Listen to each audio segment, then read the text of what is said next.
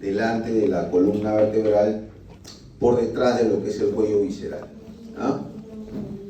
Entonces vamos a arrancar viendo la región de la nuca.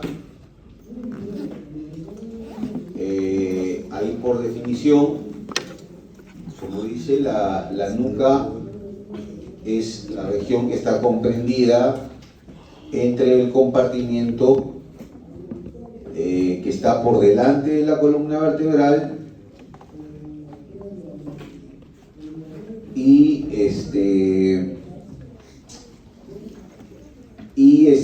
hacia la parte posterior vamos a encontrar un músculo que ustedes ya lo conocen, que es el trapecio con su aponeurosis, ¿no? Y en la parte media, más que en la interna, diría yo, ¿no? En la parte media está el ligamento nucal, ¿no? El trapecio ustedes ya lo han visto en miembro superior, de todas maneras vamos a mencionarlo ahora, lo vamos a ver, pero es importante recordarlo. Ahí están todos los músculos que vamos a revisar el día de hoy, ¿ok? El trapecio, el esplenio de la cabeza, el esplenio del cuello, que es un músculo más profundo, el complexo mayor o también llamado semiespinoso del cuello, el complexo menor, el cervical transverso,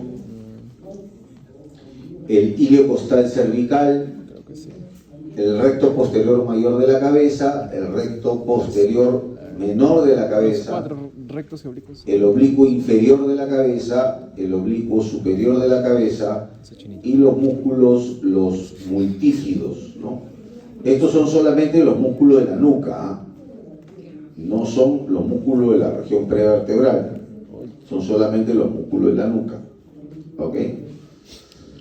Bien, vamos a empezar viendo alguno de ellos, ¿no? El complexo mayor lo vamos a dejar para después. Hay una diapositiva en donde vamos a verlo con mayor detalle. Vamos a empezar hablando del trapecio. Como ustedes ya saben, el trapecio es un músculo bastante amplio.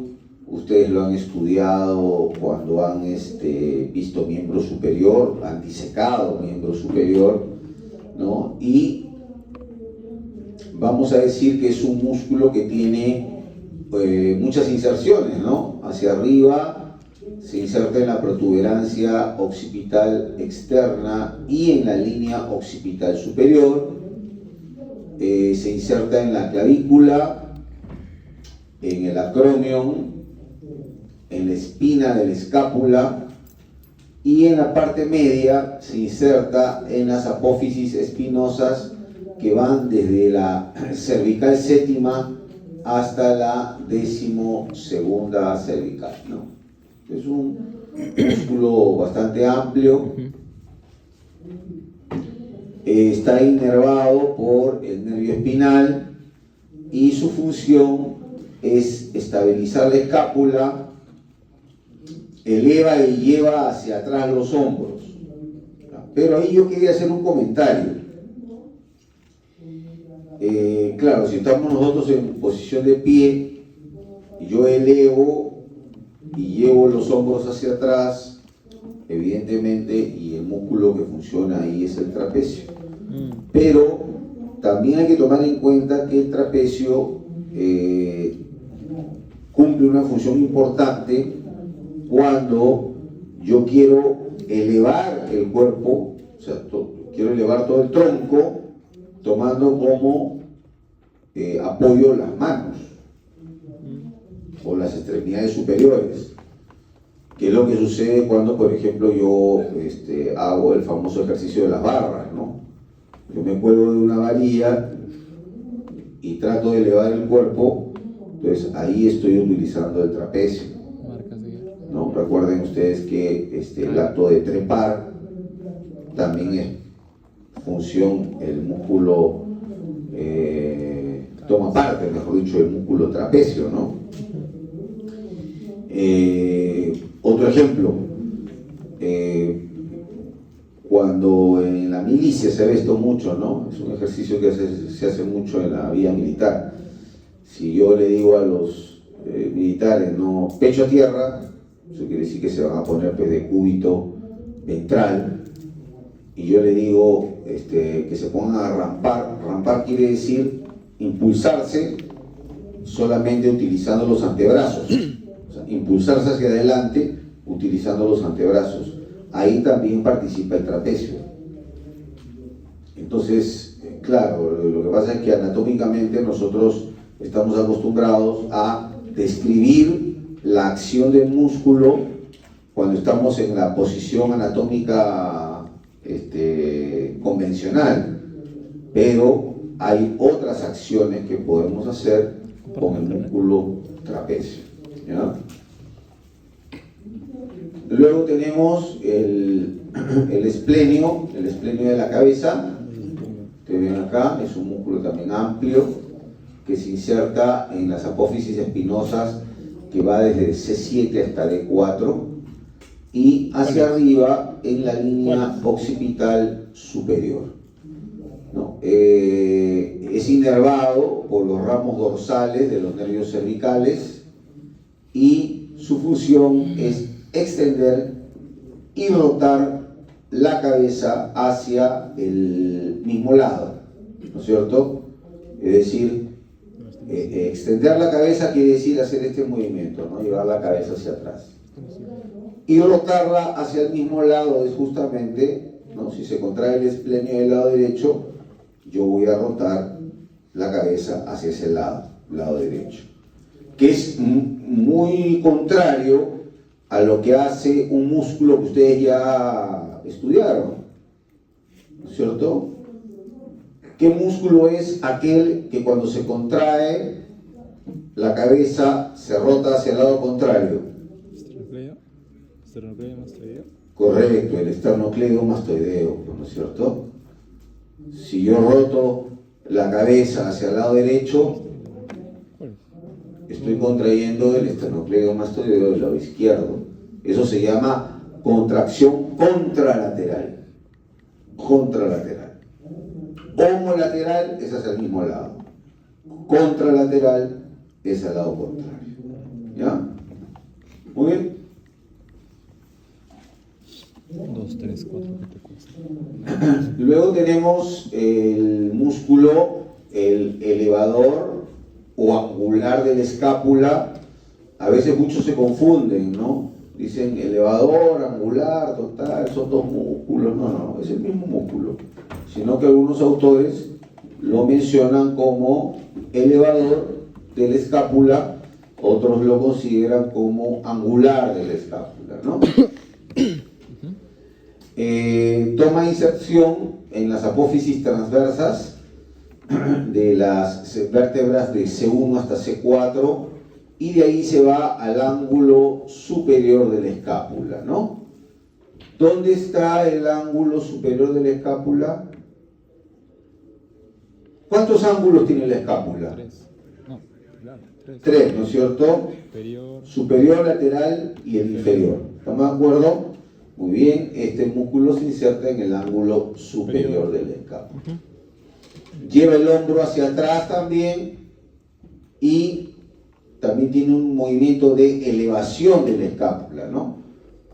Cuando yo hago este movimiento de separación del miembro superior, también indirectamente estoy elevando la escápula mediante la acción de este músculo elevador o angular de la escápula, ¿no? Y también desciende el extremo del hombro, ¿no? El extremo del hombro también lo desciende. Esas son las acciones del elevador o angular de la escápula.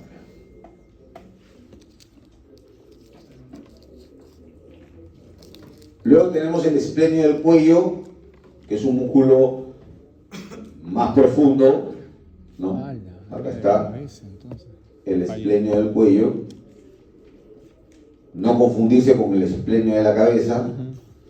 Este se inserta en las apófisis transversas de C1 a C3, ¿no? Y abajo se inserta en las apófisis espinosas de T3 hasta T6, ¿no? De dorsal 3 a dorsal 6. Recuerden de que hay autores que a las apófisis se le denominan procesos. Apófisis o proceso es lo mismo, ¿ya? Por si acaso. Este músculo, el esplenio del cuello, es inervado por los ramos dorsales de los nervios cervicales, ¿no? Y su función es extensión y rotación también homolateral de la cabeza, ¿no es cierto? O sea, hace esto y a la vez rota la cabeza hacia el mismo lado. Recuerden que cuando hay dos músculos que hacen la misma función, se le conocen como músculos sinérgicos. Ese término, tómelo en cuenta, porque podría ser materia de pregunta de examen. ¿Ok? En cambio, cuando hay dos músculos que hacen acciones contrarias, se le conoce como antagónicos o antagonistas, ¿verdad? Muy bien. Sinérgico, antagonista. Okay. Ahora sí, vamos a ver al complejo mayor, también llamado semiespinoso del cuello. Arriba se inserta en la parte superior, acá está el músculo, en la línea occipital superior e inferior, y hacia abajo se inserta en las apófisis transversas que van de C7 a D7, ¿no? De cervical 7 hasta la dorsal 7. También toma inserción en las apófisis articulares de C4 hasta C6 y en la apófisis espinosa de C7. También está inervado por los ramos dorsales de los nervios cervicales y los nervios torácicos, ¿no? Este músculo, el complejo mayor o semiespinoso del cuello, también extiende la cabeza, pero al igual que el esternocleidomastoideo, rota la cabeza al lado contrario, al lado contralateral, ¿ok? Rota la cabeza hacia el lado contralateral. En ese sentido, este músculo, este complejo mayor, es sinérgico con el esternocleidomastoideo, ¿no? ¿Ya? Muy bien. Luego vemos un músculo que es también profundo, que es el complejo menor, que se inserta en las apófisis transversas que van desde la dorsal 1 a la dorsal 5, en las apófisis articulares de C4 a D7 y en la apófisis mastoidea o mastoides, ¿no? Del hueso temporal, ¿no? Apófisis mastoidea del hueso temporal. También es inervado por los nervios espinales, cervicales y dorsales, y su acción es también extensión de la cabeza, ¿no? Y rotación hacia el mismo lado de la misma, ¿no? O sea, una rotación homolateral, rotación hacia el mismo lado, ¿ok? Esa es un poco la acción del complejo menor.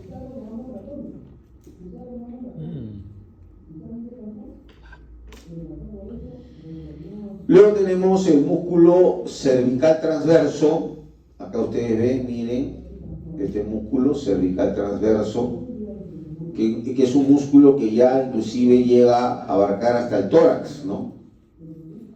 Su anatomía llega hasta el tórax, ¿no? El cervical transverso. Se inserta en las apófisis transversas de D1 hasta D5 y en las apófisis transversas de C2 a C6, ¿no? Cervical 2 hasta la cervical 6. Y externamente al cervical transverso tenemos el músculo iliocostal cervical, ¿no? Que se inserta en los ángulos costales, en los ángulos de las costillas, tercera, cuarta, quinta y sexta costillas, y de ahí sus fibras van hasta las apófisis transversas de C4 a C6. Estos músculos son inervados por los ramos dorsales de los nervios espinales, cervicales y dorsales, y se encargan de la extensión y flexión lateral de la columna vertebral. O sea, extienden y también hace una flexión lateral de la columna vertebral, ¿no? O del cuello en este caso, ¿no? Flexión lateral del cuello de la columna vertebral. La flexión lateral, por si acaso la flexión lateral también la podemos definir como una abducción, ¿no? O sea, una separación de la cabeza del eje central, ¿no? Así también la podemos definir.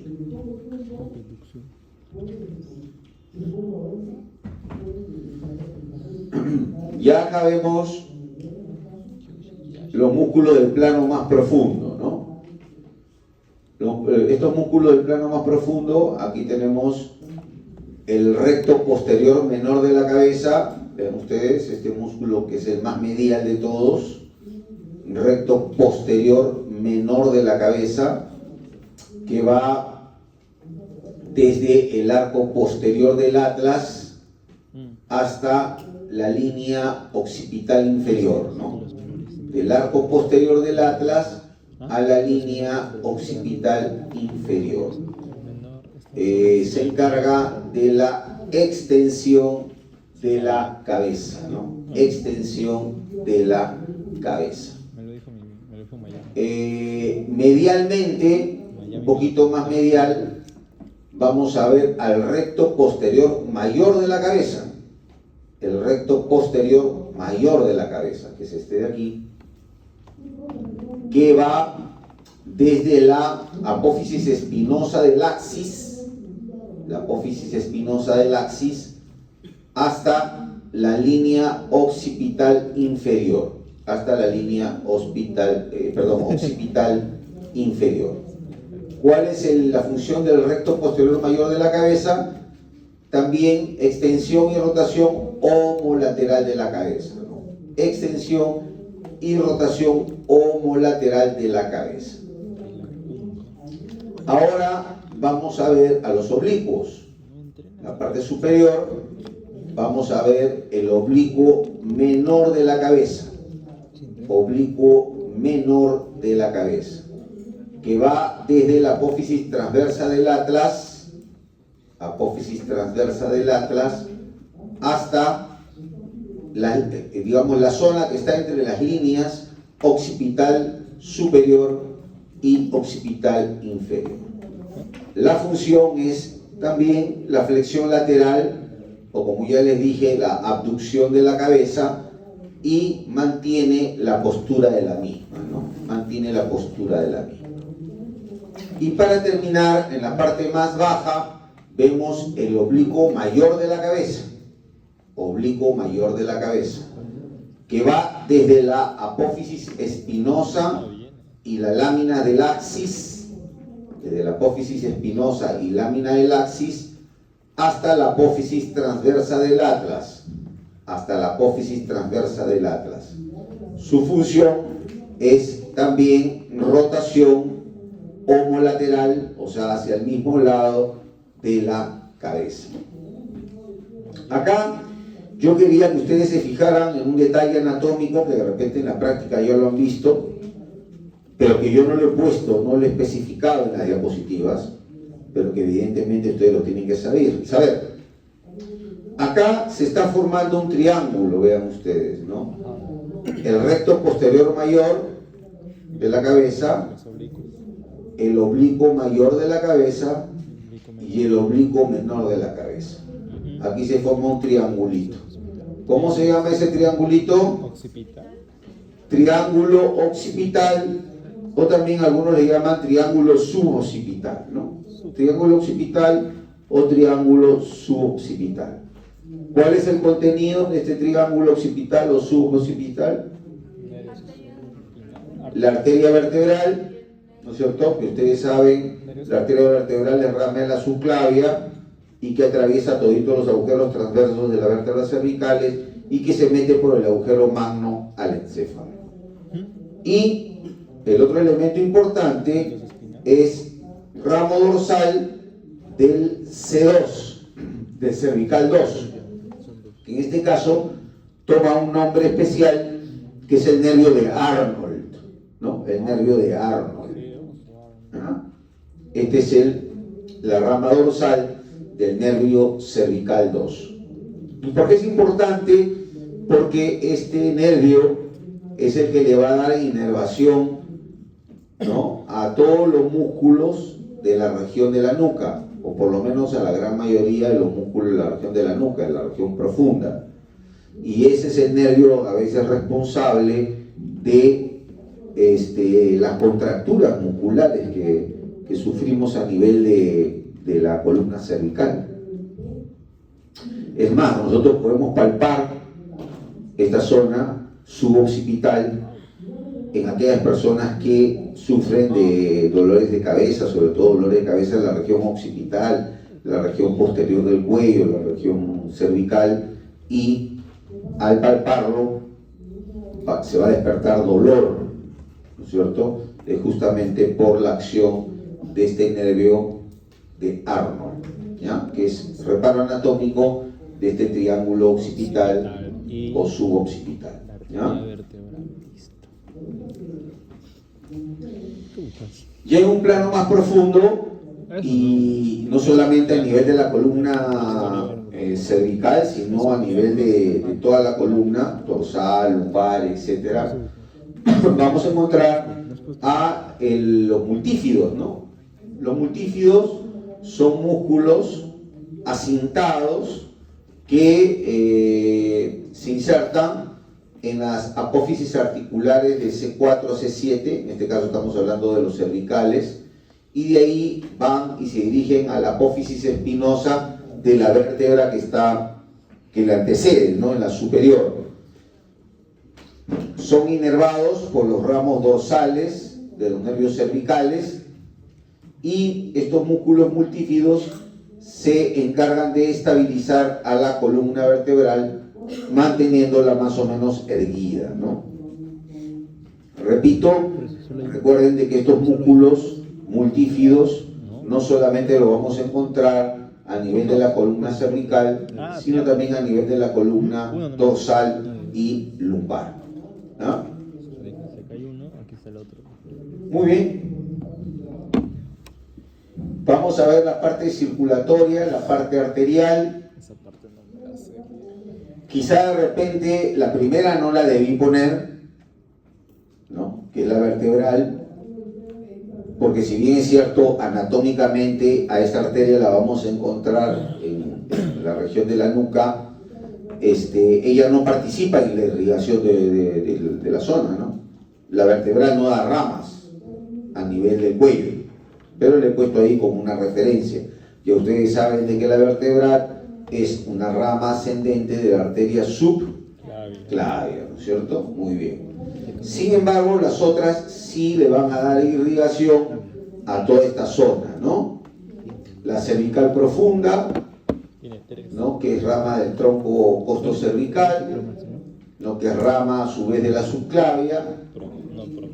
La occipital, ¿no?, que es rama de la carótida externa, ¿no?, rama de la carótida externa, y la escapular posterior, que es rama también de la subclavia a través del tronco tiro bicérvico escapular, ¿cierto? Todas estas arterias dan irrigación a los músculos de esta región de la nuca, ¿no?, excepto la primera, como ya hice la aclaración. Ahí tenemos el occipital, recordemos, es rama de la carótida externa, Y acá tenemos a la arteria escapular posterior, rama del tronco tiro-bicérvico escapular, la vertebral que, como ya les dije, no da ramas, y la cervical profunda, que aquí está con el número 9, ¿no es cierto?, que es esta de aquí. ¿No? Esas son las arterias que le brindan la irrigación a esta zona de la nuca, ¿no?, a estos músculos de la nuca. ¿Ok?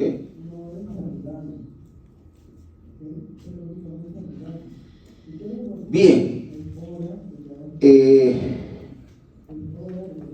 A veces hay zonas o regiones, mejor dicho, de algún segmento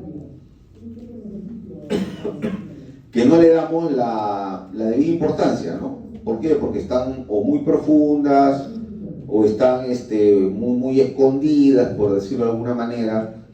Y una de estas zonas es la región prevertebral. ¿Cuáles son los límites de la región prevertebral? ¿No? El límite anterior está dado por el cuello visceral, que ya lo vimos en la clase pasada.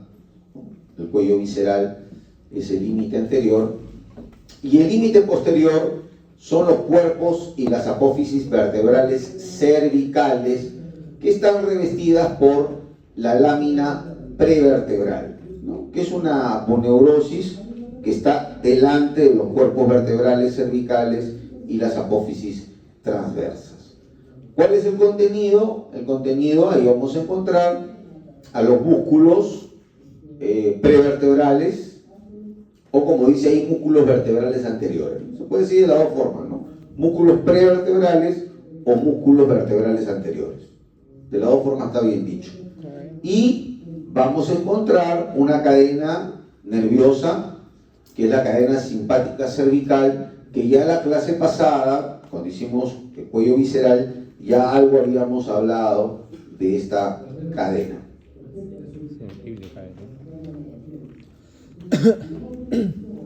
¿Cuáles son los músculos de la región prevertebral? Tenemos 4 músculos: el recto anterior mayor de la cabeza, el largo del cuello, el recto anterior menor de la cabeza y el recto lateral de la cabeza, ¿no? Son 4 músculos que están formando esta región prevertebral o vertebral anterior, como quieran llamarlo. Y ahí están, miren ustedes, tenemos acá con el número 1 el recto anterior mayor, con el número 2 el largo del cuello. Vean que el largo del cuello tiene 3 fascículos, ¿no? Un oblicuo superior, un oblicuo inferior y un vertical. Tiene 3 fascículos, ¿ya? Eso es importante. Acá tenemos este músculo chiquito, que es el recto anterior menor, y a su costado otro músculo pequeño, que es el recto lateral. El recto lateral. Vamos a ver cada uno de ellos, ¿ok? Primero vamos a ver el número 1, que es el recto mayor de la cabeza, es este de aquí. Se inserta en las apófisis transversas de C3 a C6 y hacia arriba en la apófisis basilar del occipital. Apófisis basilar del occipital. ¿Quién le da inervación? Las ramas anteriores o ventrales de los nervios cervical 1, cervical 2 y cervical 3. ¿Cuál es la acción de este músculo? Es la flexión de la cabeza. Flexión de la cabeza. ¿Ok? Este gesto de saludo oriental, músculo flexor de la cabeza. ¿Ah? A propósito del saludo oriental, sobre todo aquellos que hemos practicado algo de artes marciales, siempre cuando uno flexiona la cabeza, siempre la mirada la tiene que mantener fija en el rival, ¿no? Nunca bajar la mirada, nunca bajar la mirada. ¿Ok?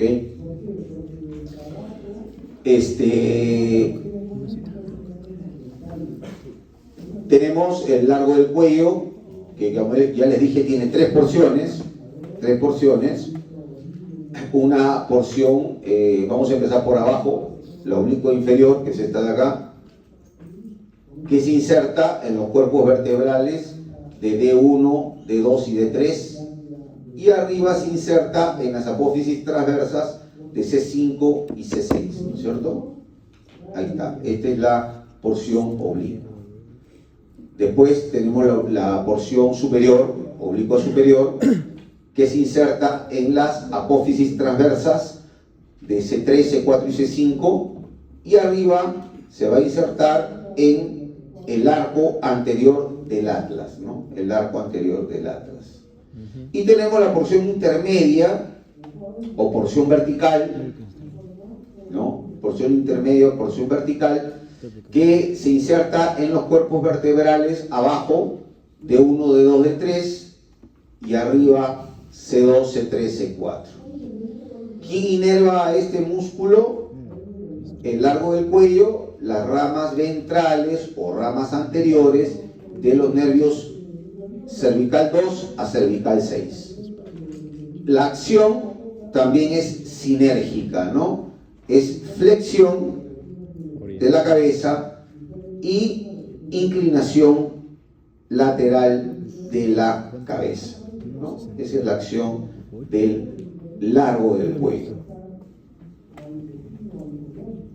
Luego tenemos el tercer músculo, que está acá arriba, músculo pequeño, acincado, que es el recto anterior menor de la cabeza. El recto anterior menor de la cabeza, que se inserta en la masa lateral del atlas, acá está, y de ahí va a la apófisis basilar del occipital. La inervación está dada también por la rama ventral de los nervios espinal y los nervios C1 y C2. El espinal y el C1 y el C2. La acción también es flexión de la cabeza. Luego tenemos el recto lateral de la cabeza, que es este de aquí, que se inserta en la apófisis transversa del atlas y de ahí se va a la apófisis yugular del hueso occipital. ¿Ya? Ya estos detalles del hueso occipital, la apófisis basilar, la apófisis yugular, etcétera, lo vamos a ver en el siguiente segmento, que es cabeza, ¿ok? En la primera clase de cabeza, ¿ok?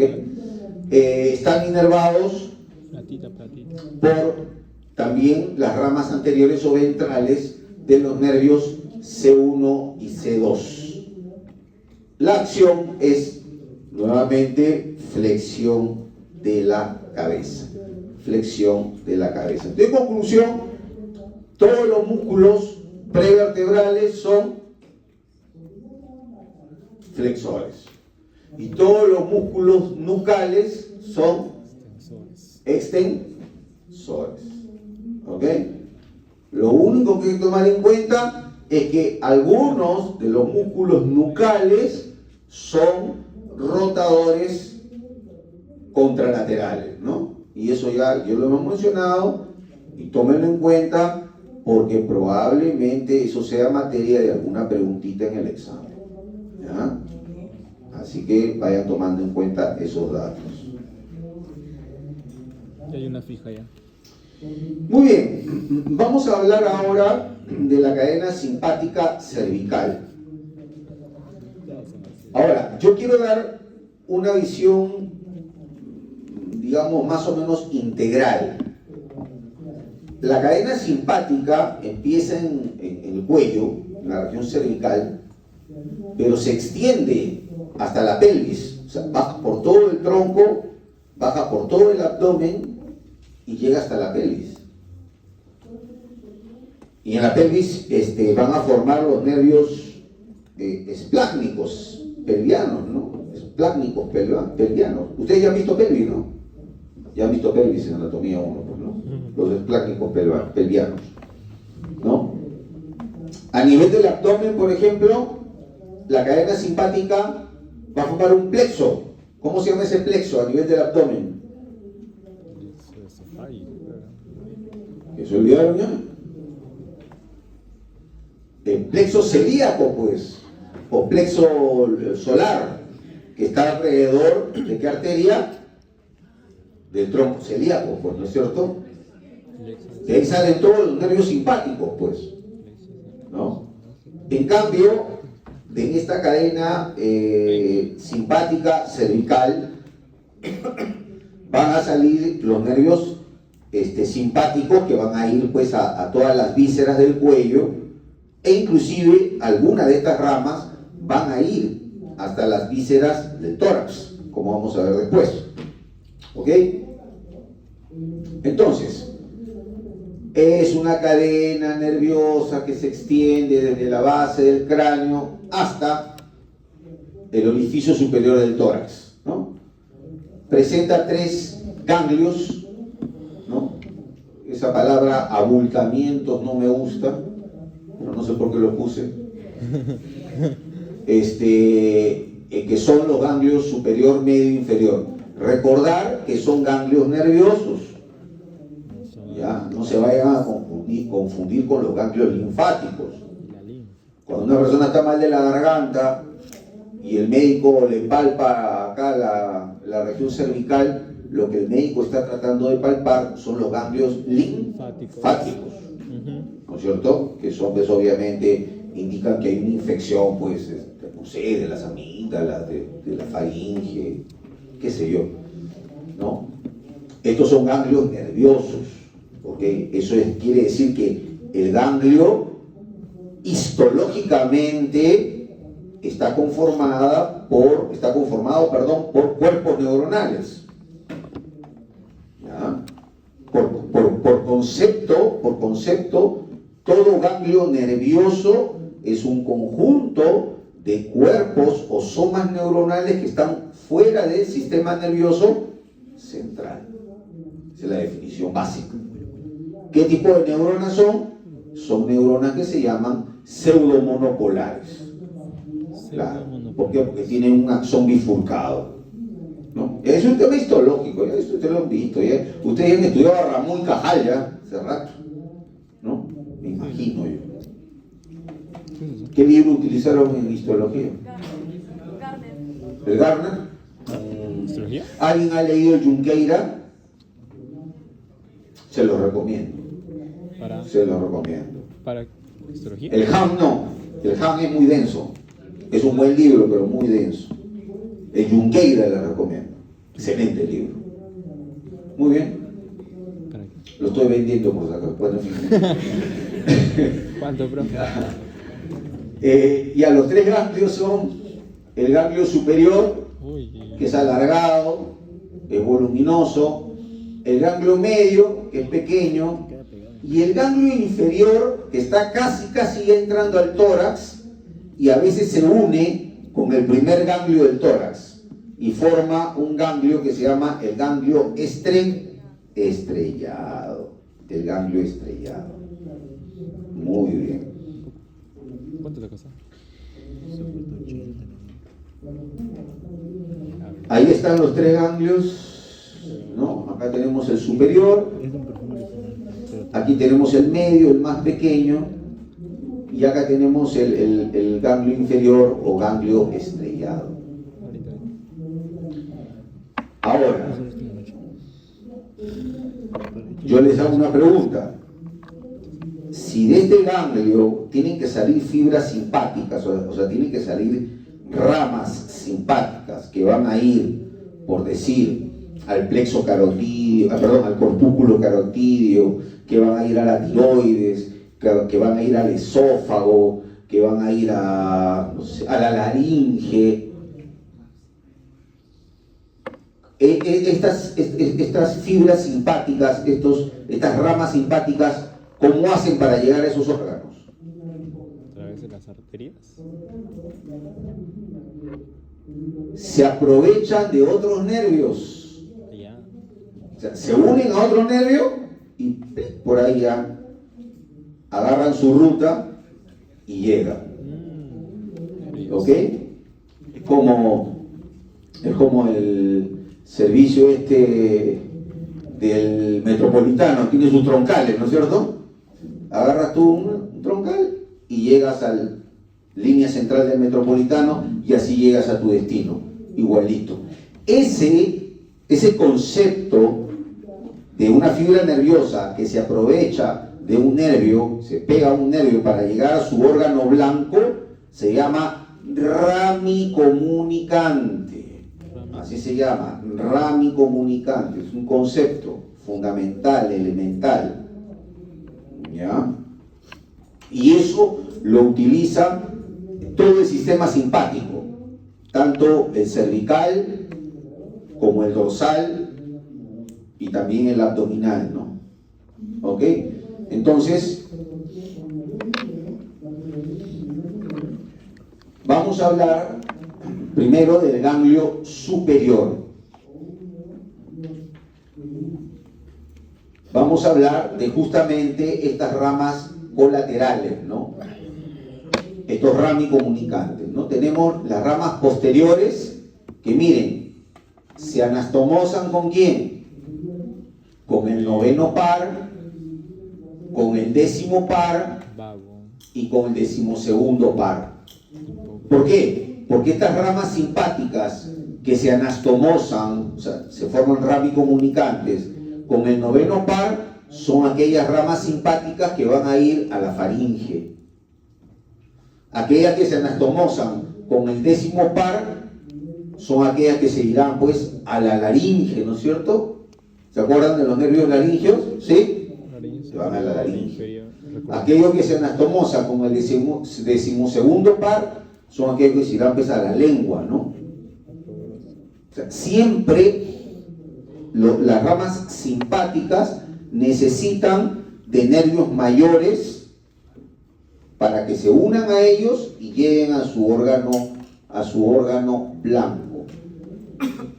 Y tenemos las ramas anteriores que forman el plexo carotidio y el plexo cavernoso. Y ahí sí, los plexos ya no son ramicomunicantes. ¿Qué son los plexos? Nerviosos. Son fibritas nerviosas, muy delgaditas, muy tenues, que forman como una malla. Sí. Y que envuelven ¿a quién? A un vaso sanguíneo, pues. Envuelven a un vaso sanguíneo.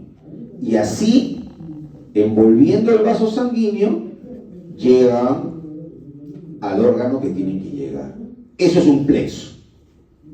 ¿Ok? Es otra forma como ramas simpáticas llegan a un órgano determinado. Y les pongo un ejemplo para que el concepto no quede solamente en concepto y no quede en el aire.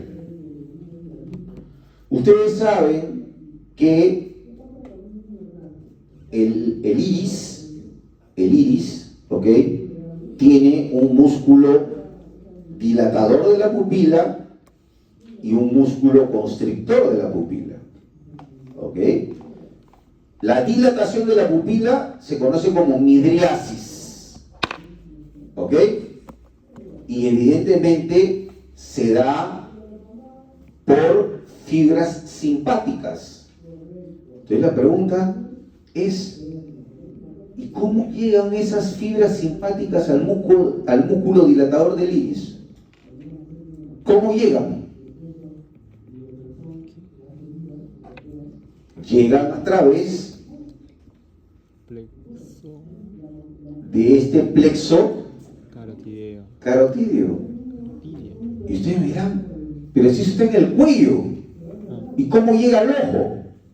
Fácil, porque la carótida interna ingresa al encéfalo, y eso lo vamos a ver en el siguiente segmento de cuello.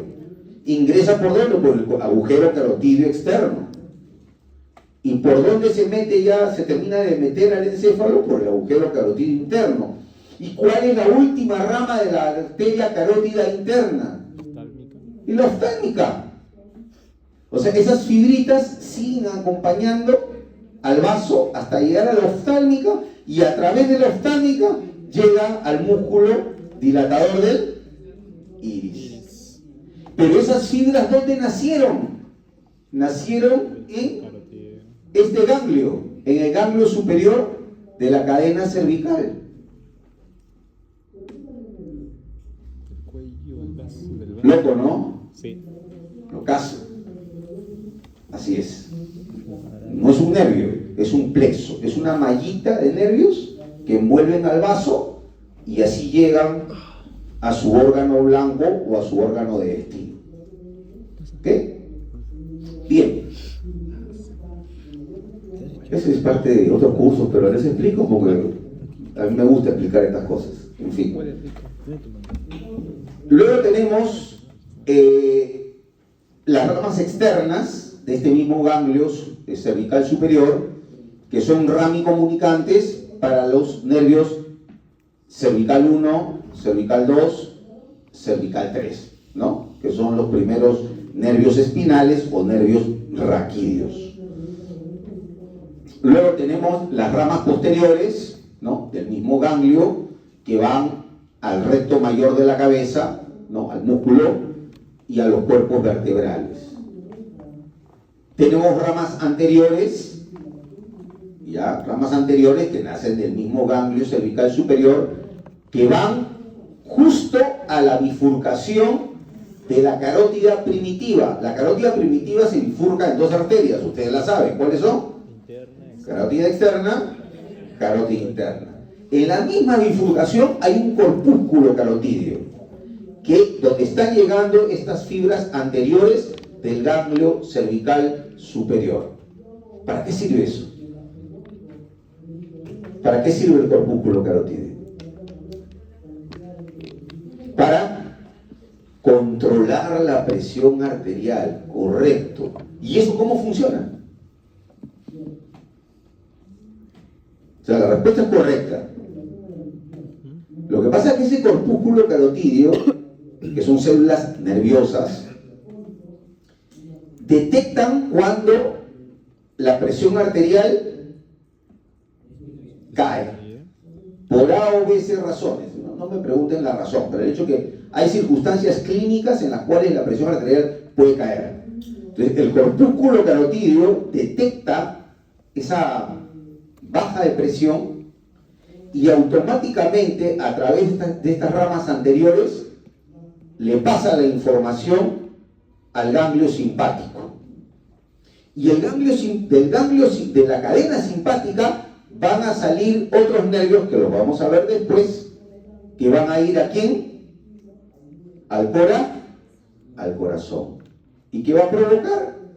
Dos cosas: que aumente la frecuencia cardíaca y que aumente la fuerza de contractilidad del corazón. Entonces es un mecanismo de autorregulación. Baja la presión, se estimula el corpúsculo, manda potenciales de acción al ganglio simpático, y la cadena simpática, a través de los nervios cardíacos, ¡plum!, te manda el mensaje al corazón: acelérate y contráete con más fuerza porque no te vas a morir. Y eso es un arco reflejo. En este caso es un arco reflejo simpático. ¿Ok? ¿Estamos de acuerdo? Listo. Y también tenemos unas ramas internas que salen de este mismo ganglio superior, que van a la faringe, van al esófago, van a la laringe, van a la tiroides, y miren, y de ahí también ya están saliendo esos nervios cardíacos que yo le hacía mención, los nervios cardíacos superiores, ¿ya?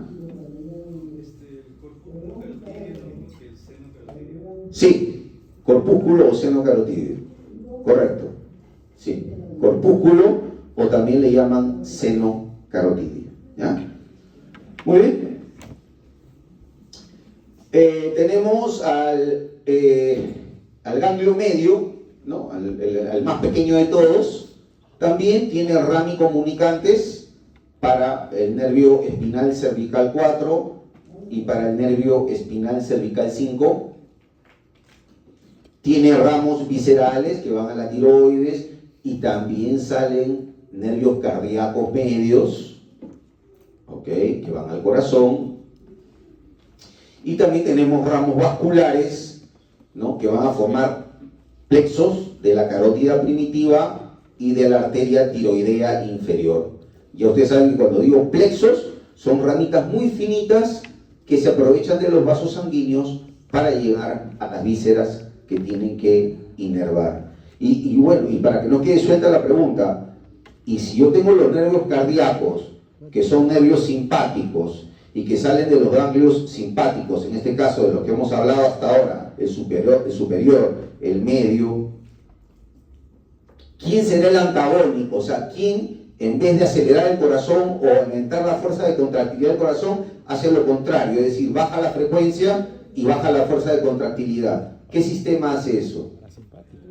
El parasimpático. ¿A través de qué nervio?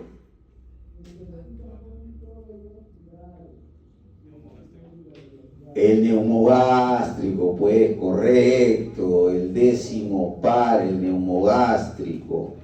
Correcto y bien contestado. Y si cojo el ejemplo anterior de la midriasis, ¿no?, que a través del plexo carotídeo y a través de la arteria oftálmica llegaban esas fibritas para producir la dilatación del iris, o sea, la midriasis, ¿quién hace lo contrario? ¿Quién provoca la miosis? O sea, la contracción de la pupila. El parasimpático, evidentemente, pero ¿quién? ¿Quién? ¿A través de quién? Eso lo van a ver en neuroanatomía. A través del tercer par craneal. A través del tercer par craneal llamado motor ocular común. A través del motor ocular común van a llegar fibras parasimpáticas también al músculo de la pupila para producir la miosis, ¿no es cierto? O sea, es la contracción pupilar. ¿Ok? Cuando uno realmente examina el funcionamiento del cuerpo humano, nos dan ganas de pensar que Dios existe, ¿no? Porque es tan perfecto cómo funciona esta maquinaria que pensar que simplemente algo que se llama naturaleza lo hizo, resulta un poquito increíble, ¿no? Así que a veces estas cosas nos dan ganas de pensar de que Dios existe, ¿no? Bien. Y tenemos, para terminar, el ganglio cervical inferior, el estriado, ¿no es cierto?, el cual nos da también rami comunicantes para los nervios cervical 5, 6, 7, 8 e inclusive D1 ya, el dorsal 1. Nos va a dar ramos vasculares para los plexos ya de las arterias que están un poquito más abajo, la subclavia, ¿no?, la arteria vertebral también. Ramos viscerales que van, acá forman los cardíacos inferiores, van al corazón, a la cúpula pleural, ¿no?, a la cúpula pleural, ¿no?, es decir, a la pleura visceral y a la pleura parietal, al esófago, ¿no es cierto?, al esófago, y hay una rama anastomótica con el nervio frénico, hay una rama simpática anastomótica con el nervio frénico, que es la famosa asa de Vieux-Sens, que a veces la podemos disecar en el cadáver. No siempre, no es tan fácil disecar el asa de Vieux-Sens, pero es el asa que le hace una fibrita simpática nerviosa que sale del ganglio simpático inferior y que se anastomosa con el nervio frénico, que como ustedes saben es producto de la unión de la rama anterior de C3, C4 y C5. Entonces yo les hago ahora una pregunta: ¿por qué sería necesaria una rama anastomótica simpática para el nervio frénico. Si el nervio frénico va al diafragma, y el diafragma es un músculo voluntario, que es un músculo estriado, ¿o me equivoco? Claro que es estriado y es voluntario. Pero ¿por qué necesito una ramita simpática?